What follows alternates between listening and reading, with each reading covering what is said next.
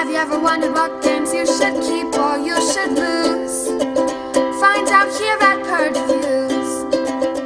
Prospero how I started bringing out some of these board games based on Disneyland or Disney World rides. You have Space Mountain and Big Thunder Mountain. Today we're looking at Haunted Mansion. This is based on the ride itself, not necessarily any of the movies or extra stuff that you have. This is squarely a Disney game, and the artwork in it is amazing. If you like Disney artwork, this is going to be your jam for sure.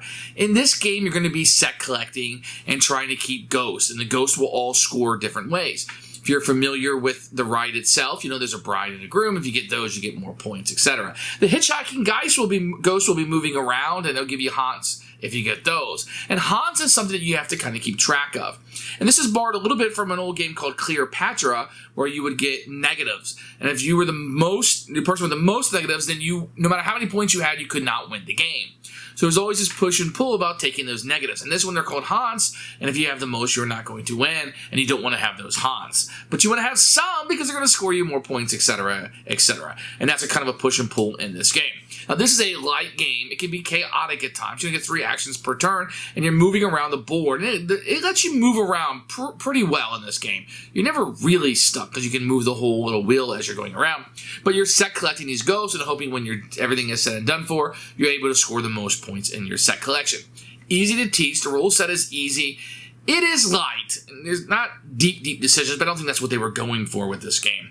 Now, I've been to Disney World quite a bit as we live here in Orlando, and we have passes and we go.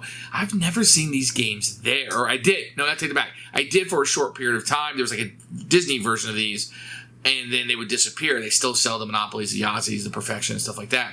I wish these were more in Disney World, getting that wide distribution, because I think this is a pretty fun game. I think it would sell on those shelves because it's a pretty fun game. Now, as for a gamer, no, this is a family weight game.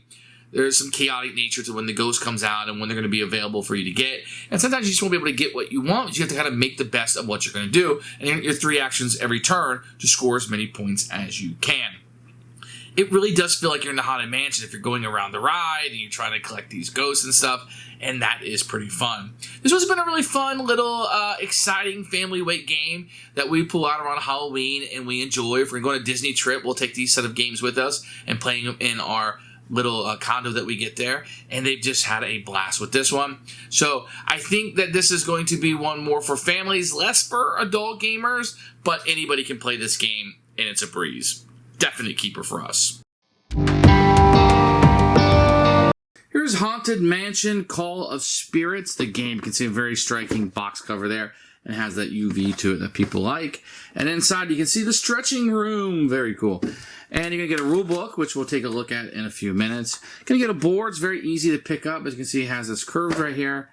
And you're going to get a little bit of an insert here. We'll set this aside and we'll take a look at all the pieces.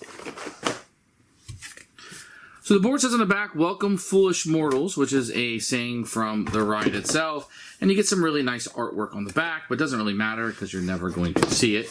This is the board, and you can see different locations from the ride. And you have the stretching room right in the center with Madame Loretta right in the center. You can see her there. And you will get a couple of these come together. This is for the dueling. These are really, really nice. I wish all things in games that had this were this nice. I'll be very honest with you. Get a nice candelabra, which is the first player marker. That's actually from the ride. And you get a really cool little miniature here of the 3 hitchhiking ghosts, which are great. And then each of the players will get a little mini and a different. It's like a little like bat or something. It's a decoration from the room. It looks fantastic. Now, the biggest regret I have are these little small haunt cards. Yes, they're smaller than my thumb, but they're only going to have the numbers 1, 2, or 3 on them. So I guess they work, and being small, I guess, is nice, but very, very tiny. And then the last thing will be the cards that we'll have. You will have nice player aids that will showcase all the actions you can take on a turn. And then you're going to have artwork pretty much inspired from the ride. As you can see, the artwork in this game is phenomenal. Then at the bottom, you have an icon, victory points, and maybe a power or something that it does. But this Disney-esque artwork is just phenomenal in this game, and it's a big selling point for us. So the components are excellent. Here's the rulebook for Haunted Mansion Call of Spirits. As you get inside, you see a picture of all the contents here. This is fantastic, and it breaks down what the cards do, and a picture of setup with instructions over here on page 3. Then I'll tell you the objective of the game and how to play. Event phase and action phase, then it will break it down here with pictures and examples. And very easy. You can see the pacing of it. This is the event phase. They let it breathe with 2 pages.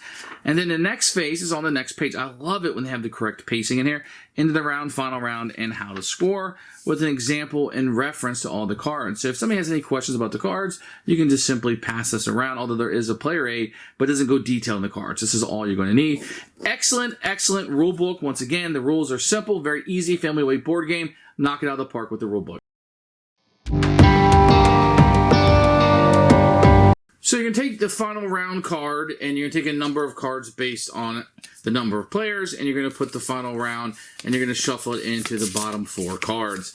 That way you know where you know that the final round card is in the bottom 4, but you don't know exactly where, and this will be set aside. So the first thing you're doing each turn is you're going to flip this over. It'll tell you the direction and how many spaces to move the ghost. 1, 2, 3.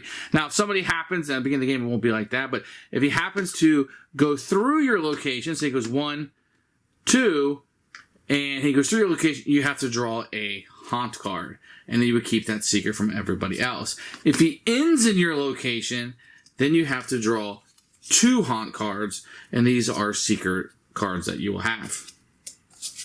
Then there'll usually be something that will happen for the round. If you end your turn in the endless hallway, you may immediately move into the seance room. So if you end somewhere in the endless hallway, you'll be able, which is here, you'll be able to move back into the seance room. Then you're going to draw a number of ghost cards equal to the number of players plus 2.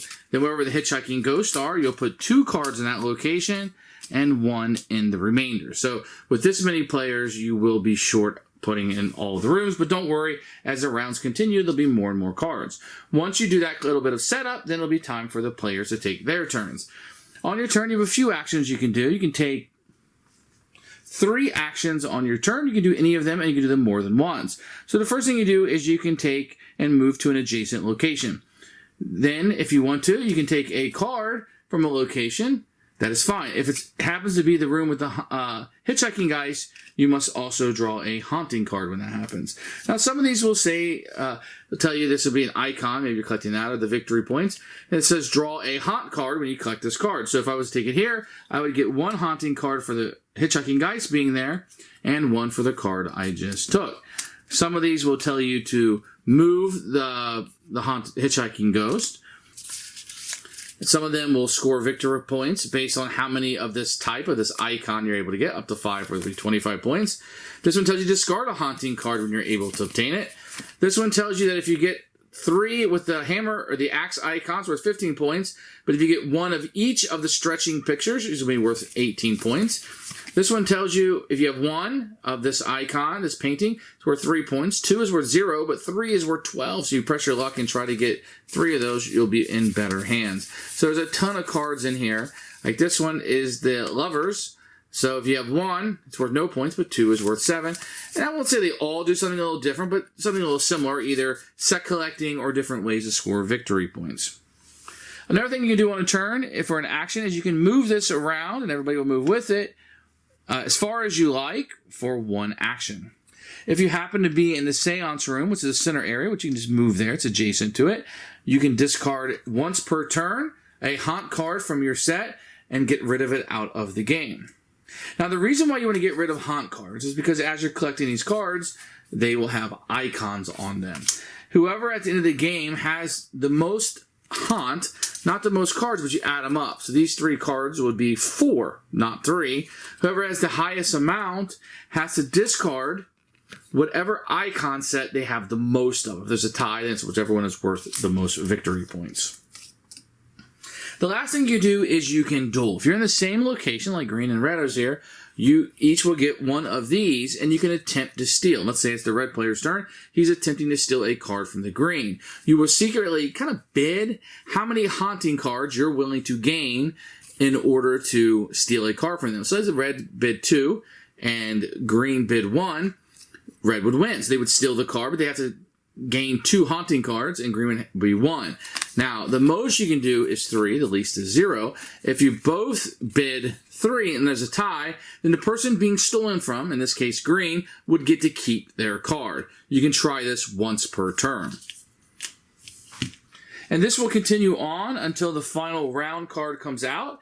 After everybody takes their final turn, then you will get rid of whoever has the highest. Will have to get rid of their icons, the most haunting. Then you add up the points from the cards, and whoever has the most points is the winner of the game. A quick overview of the Haunted Mansion will be every round you turn over a haunt card. You'll move the hitchhiking ghost the number of spaces and in the direction they said. If he passes through you gain a haunt card.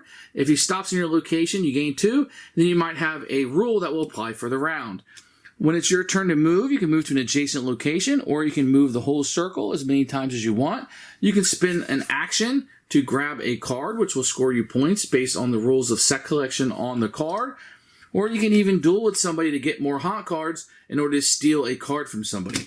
Haunt cards are bad because whoever has the highest number at the end of the game must get rid of their set they have the most of and discard them and not score them. You will play a number of rounds based on the number of players, and whoever has the most points is the winner of the game. Who should buy this game? Anybody who is a Haunted Mansion fan. If you're a Disney World or Disneyland fan, it goes up in your book, and in particular, like I said, Haunted Mansion fans. The artwork in this is incredible, and it has a really neat little light game. I'm so glad they're getting away from the roll and moves for these mass marketing type games and giving you actually something you to do. Set collection is fun, and trying to get the different ghosts together is fun. And try to move around that board and do what you want to do. It does have some chaos to it. It's going to have a little bit of a luck factor into it. That's going to go with the nature of this kind of game. But if that's okay with you, you're going to find a Haunted Mansion game that's the best that's ever been produced. Keep it for us.